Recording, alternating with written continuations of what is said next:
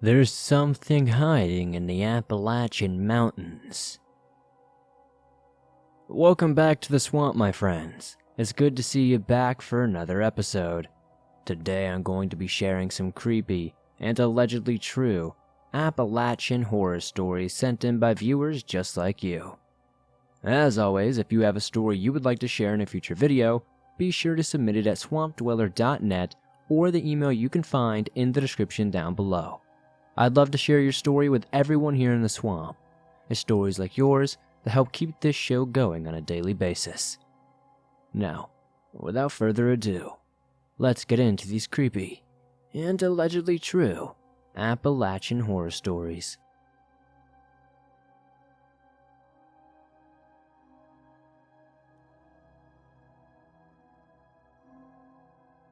My honey and I loved the Appalachian Mountains, but looking back now, I will be more cautious there.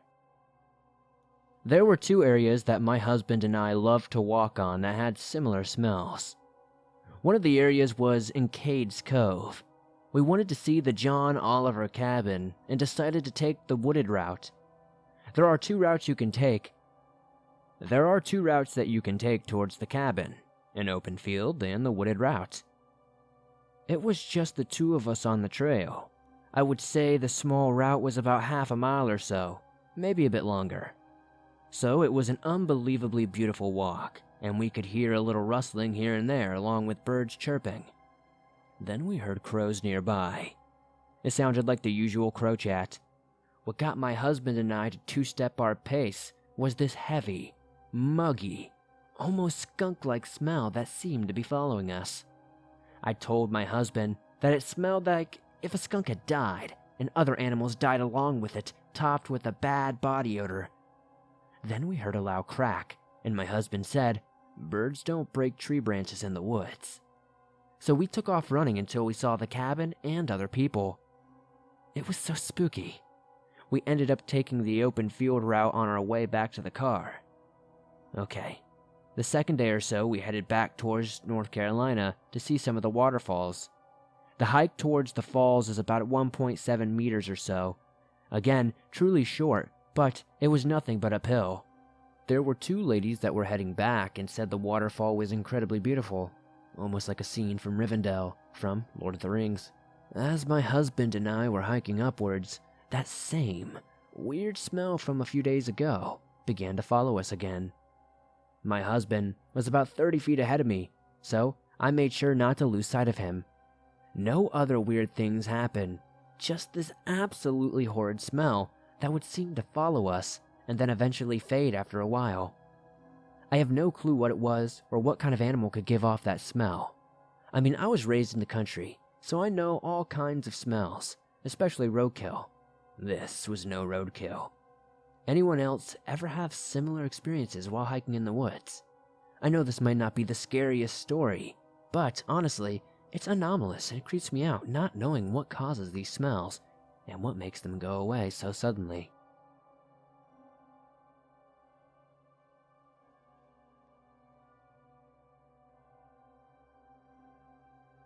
First and foremost, I am a non-believer in anything paranormal. I live deep in the Appalachian Mountains. I have never had any encounters with anything supernatural or otherwise. I want to keep this as short as possible. Last night I woke up to my dogs barking. As usual, I let them outside to do their thing. When I open my bedroom door, I step out into the hallway and immediately slip on the floor. One of my dogs had been literally crapping everywhere, running around the house barking, otherwise raising hell. I get up and get to the door to let them out and turn back afterwards towards the closet to get some cleaning supplies. I clean it up and get everything sorted back into the closet. I then let my dogs back inside the house. At this point, nothing too strange has happened, so I go and open the door and let the dogs in. Two of them come in right away. Charlie, the pooping dog, stays out near the perimeter of his electric fence, barking into the dark. I close the door back and go into the bedroom to clean myself up. I take off clothes, shower, and then take the clothes, which were old so they were basically garbage, and I set them right outside the back door. When I do this, my third dog comes back inside, quickly. Still, at this point, nothing is wrong or out of order that I notice. I take a towel to a few spots around the house to get all the fecal matter. I decided to throw out the towel along with my pajamas, so I take the towel and head towards the back door. I grab the stuff I am throwing out, all together in a small basket, and head towards the trash bin. Yes, this is where things start to get weird. As I walk, I do notice it is pitch black outside and no light from inside is shining out, since I had been asleep. I think as soon as I considered how dark it was, I began to hear the whistling. As soon as I hear the whistle, I hear Charlie inside the house barking, going absolutely ballistic. I stop to consider what it was. A bird, maybe? But it obviously was not. The whistle goes up and down in pitch with fluidity and stops at certain pitches. There is no rhyme or pattern to it that I can discern. I stopped walking as soon as I heard the whistle. As I said before, I do not believe in monsters or demons or anything like that. I do believe, however, that there are certainly sick humans. I listened for another few minutes before dropping the basket and briskly walking back inside, locking the door for good measure. I live in central North Carolina. I don't know if anybody has ever experienced anything like this phantom whistling. I slept with my sawed-off shotgun last night. I'm not sure what to think or what to do about it.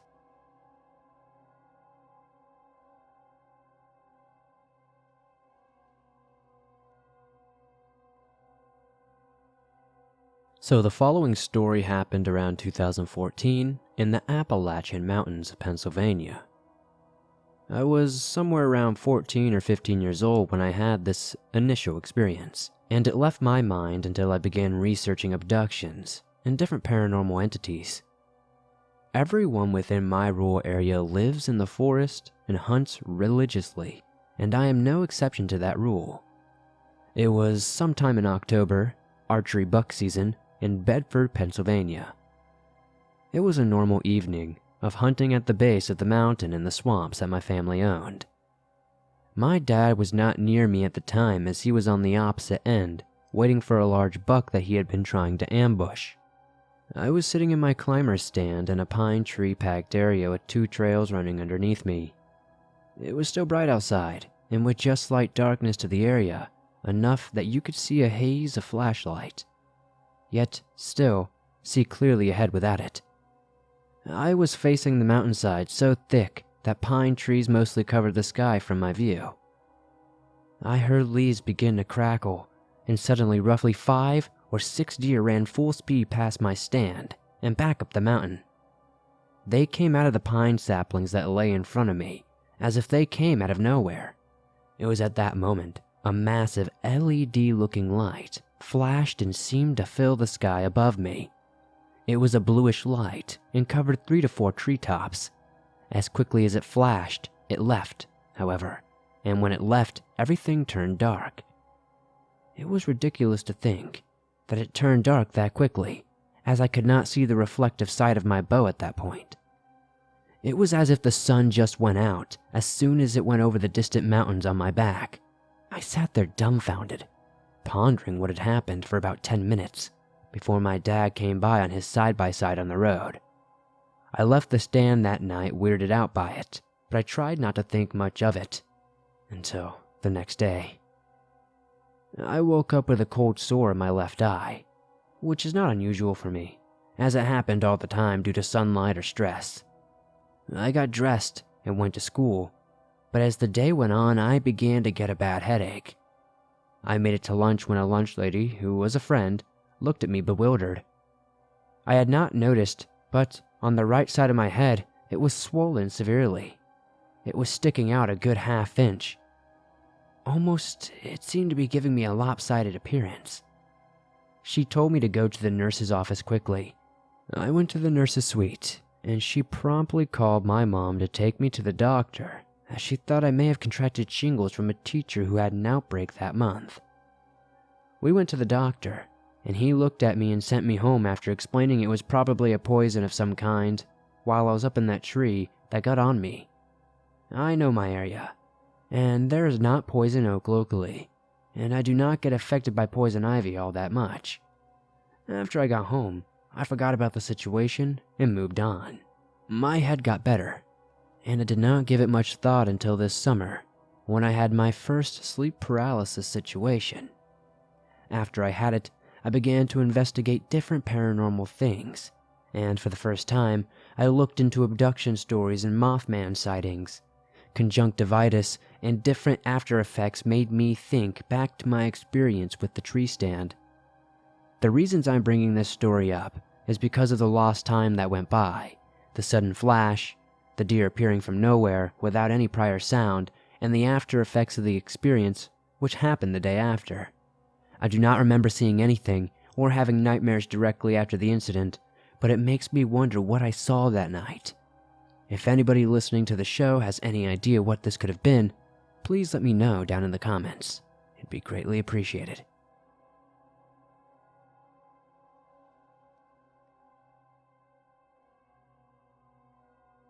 So I worked at the Appalachian Mountain Club at the base of Mount Washington for about 4 months or so about a year ago, and moved up further north about 2 years ago. Ever since then, I've been terrified of the woods at night. To begin with, I had believed in ghosts and whatnot since I was young after several experiences. I would say it first began once I started working for the AMC Visitor Center, and I can verify that if you do not believe me at all, we had put sunglasses on all stuffed raccoons above the front desk and named it Chet. Those sunglasses were mine. I worked at the Black Bear Cafe, the sandwich shop, most days, but occasionally got drafted for some functions that ran until 10 or so, and I was good friends with most of the teens that lived on site, so I used to loiter there after hours for some time. Every once in a while, as I walked from the dorms to the main building, I would see lights up on the mountain, and I usually dismissed it as some kind of hiker or camper, and most other people did as well. It was a very rainy night, so I could have been hearing things or it could have just been my own paranoia. But some lights seemed awfully close and it bobbed up and down quickly, so I went to go see if someone needed help. But it quickly went out and I could see from my phone light a crouched, very dark humanoid shape hunched over. I ran. Screw that noise. The next day, I asked the dishwasher who I was awfully close to. He had claimed to see something similar, but no one else had believed him, as he was pretty new. I had about 2 months left on my work contract, so I decided to keep quiet about it. Where I live is a town based around a small paper mill. I had a close friend come up and we decided to go for a walk in the woods across the street. It was about midnight at the time, and being college students, we did not care about sleep at all. The area of the woods we walked in used to be a street in the early 1900s, so there is a lot of road bits, but there is one specific spot that I have no better way to describe than unearthly. It was damn near perfectly circular, and a lack of foliage around it made it noticeable. Again, I have no better way to describe it other than it called to me. I had a weird possession to sit on this rock. I had my friend watch my back as he had a weird feeling about it. About a minute in, I had gotten a splitting headache, and as much as I wanted to get off this rock, I just could not move. I was absorbed in something else. Some sort of energy enveloped me. About another minute or so had passed, and I had called out to my friend to see if he saw anything, and he claimed to see a dark, hunched-over humanoid figure in one of the trees. I had to have him drag me off of the rock, and we ran out of the woods. It was such a weird experience. Sitting on that rock seemingly paralyzed me, and I could not move again on my own until my friend dragged me off. Has anybody ever had experiences similar to this? What is happening in the Appalachian Mountains?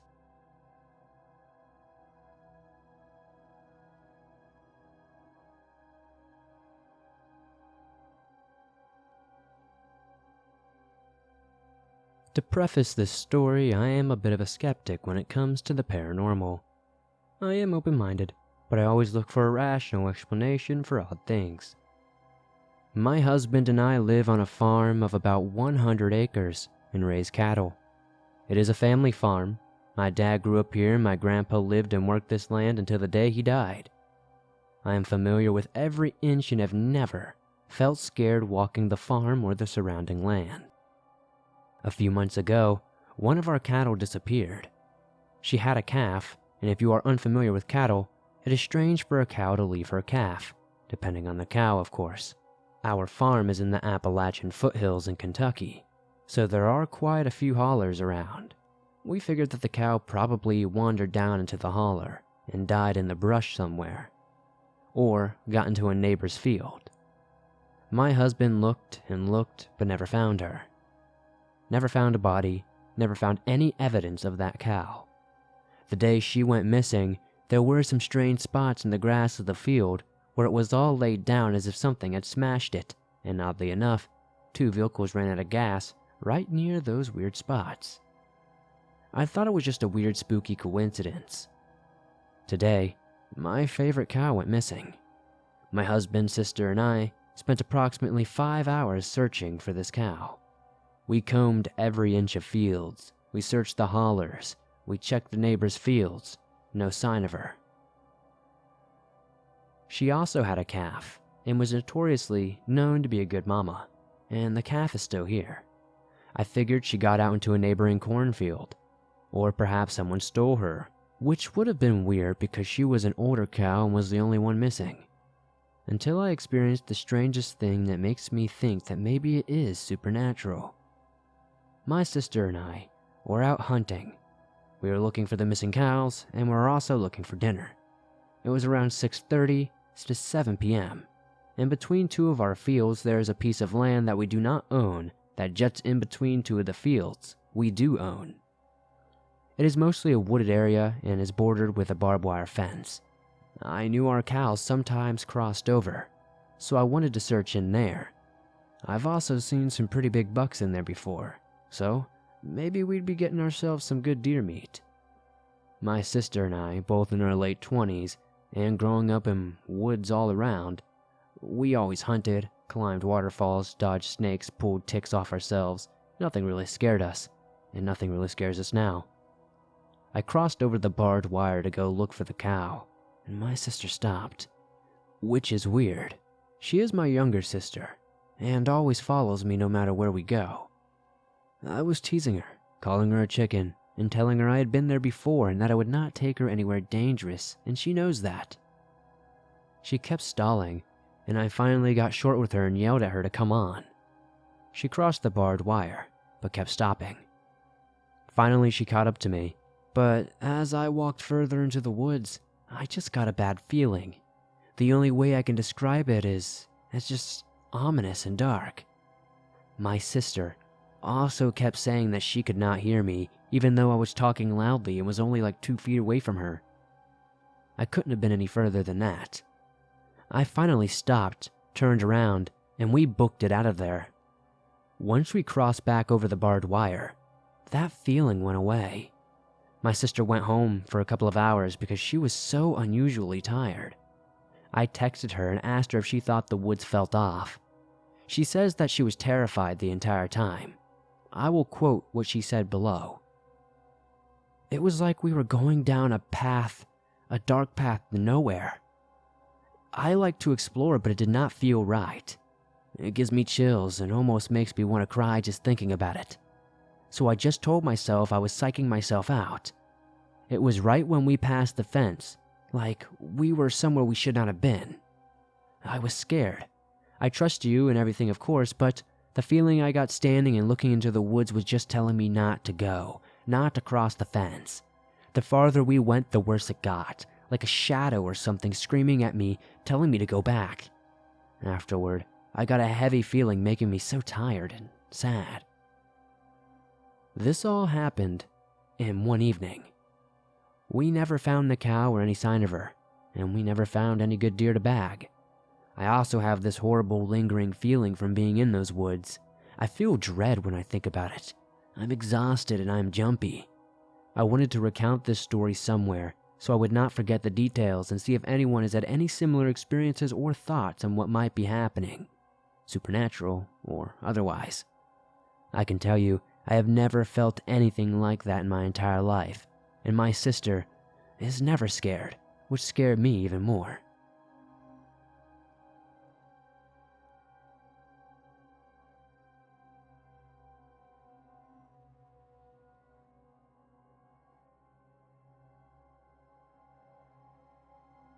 I go to a university in Asheville, North Carolina. In my freshman year here, I went camping a couple of times with some close friends. We always went to the same campsite by the French Broad River, pretty cheap and tucked away in the trees. This particular mid-November camping trip was like the first couple. We loaded up on supplies and piled into my friend Jacob's truck to go to the campsite. We set up our tent sometime around dusk, ate food, and messed around for a while, and finally went to bed sometime after midnight. I woke up sometime before dawn and I had to pee. I bundled up in a second sweater because late fall nights can get very chilly here, and went outside to do my business. When I say that our campsite was right next to the river, I mean it was right next to the river, less than 20 feet away from the edge of the water. So I decided to pop a quick squat behind a tree on the riverbank and look at the water while I took a whiz. I was pretty drowsy still at this point, and the cold wasn't doing much to wake me up either. I was just gazing out at the river, eyes almost glazed over, when I spotted something. A figure was standing in the middle of the freezing cold French Broad River at 3 in the morning. I'm pretty sure my pee stream retracted back up into me. The moonlight was fairly bright, but I knew that sleepy eyes can play tricks on you. I squinted my eyes and rubbed them. I widened them as far as they could go, shielded them and everything. It was definitely a person about halfway across the river, standing waist deep in the running water. I couldn't tell in the dark, but I'm sure it was facing our camp. I don't know what gender it was, but the moonlight that reflected off of it was pale enough to make me think it wasn't wearing any clothes. Once my brain was fully awake and processing that the person staring at me from the freezing river was actually there, I hiked my pants up and proceeded to wake up my friends and tell them what I had just seen. We all looked out of the tent, and sure enough, river person is still standing there, completely freaking still. We huddled back in the tent to figure out what we were going to do, and we eventually packed up our stuff and left before sunrise. River person was there watching us do it the entire time. I don't think I'll be camping in the Appalachian Mountains anytime soon.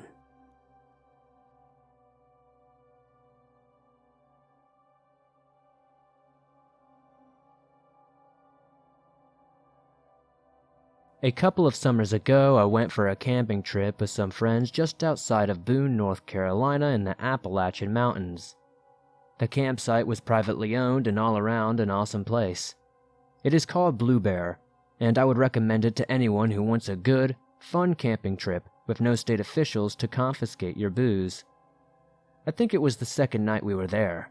We had acquired a half-gallon of some evil-looking rum. Me and the two fellas I was camping with had opted for one of the more out-of-the-way primitive sites about a mile hike down from the ridge. It was pretty far away from the main campsites where everyone else seemed to be staying. We knew no one else would come close enough to complain about our belligerence, and had killed the entire half-gallon in no more than 20 to 30 minutes. After finishing off the bottle, the night really only lasted about 2 hours. We ran around the woods shirtless, shoeless, and brainless until we all passed out. If it sounds stupid, it is, because it was. Lots of fun, though. Next thing I know, I'm awake, wide awake, and I can hear something moving around probably about 20 yards or so outside of the tent that I was sleeping in. I feel completely sober and very uneasy in the moment. I can feel and hear this thing's presence as it slowly moves through dead leaves and twigs. I am thinking to myself that this is probably just a deer, and maybe at the very worst, a black bear. Neither would be much of a problem, as we did not have any food lying around or anything other than a tent, really. Then this thing let out a call that was unlike anything I had ever heard. It is almost impossible to describe what it sounded like, but I can say it was bird-like, like somewhere between a turkey and an owl, and something ungodly. It was loud as hell, but what scared me about it was its complexity. It sounded like this thing was speaking a full-fledged language. It cried out a few more times, and each time the call was just as complex, but completely different. It was extremely alarming and put me in full-on fight or flight mode. I sat up and began to build the courage to go outside and face this creature. Then, just like that, it was morning, and I'm lying on my back just waking up once again. Both my buddies are already up and outside of the tent with a fire going. I instantly start losing my cool and ask if they heard the insane stuff that I had heard just hours before. Neither of them had because I was unable to reproduce the sound at all. I could not give them any idea of what it might have been. Fast forward to spring break of next year and I'm going camping again. This time deep in the Nantahala National Forest, which is in the easternmost part of that state, and is much more remote than our previous camp. We set up our camp about 8 to 10 miles away from the entrance to the park. There were no roads in the area and the closest civilization was probably 20 to 30 miles away. This time I am with 3 guys other than myself. There is no drinking involved and we were all sober. It is the 3rd night of our trip and it is very cold. Our quote-unquote spring break took place in early March and the nighttime temperatures are more than a few degrees below freezing. Once again, I awake in the middle of the night. I want to say it was around 2:30 or so in the morning. Well, damn. If I am not hearing the same exact freaky-ass noise coming from just behind me outside of the tent, I am instantly terrified this time as I now suspect that some truly strange things are going on, because I know that this is the same exact creature. This time I am determined to catch a glimpse of it or something before I never get the chance again. I am in my tent with my good friend and his brother. I go to wake up my friend and once again it is like I passed out or something. Because, next thing I remember, I'm waking up in the morning. Obviously, I burst out of the tent and start ranting about this unknown bird creature that I have now had 2 encounters with. No one knows what I'm talking about. My friend does not recall me trying to wake him up in the slightest. I guess I could probably have made this story a little shorter, as it is basically about me hearing a weird noise, but let me tell you, this noise was triggering full-on survival instincts and terrifying me on both occasions. I have spent hours on the internet listening to bird calls and other nocturnal noises from the Appalachian area. I have never been able to find anything that even comes close to the way this thing sounded. Whatever it was, I find it to be an incredible coincidence that I heard it on 2 separate occasions, miles and miles apart from each other, and at completely different times of the year. If anyone has a good idea to what this could be, please let me know, and thank you for sharing my story.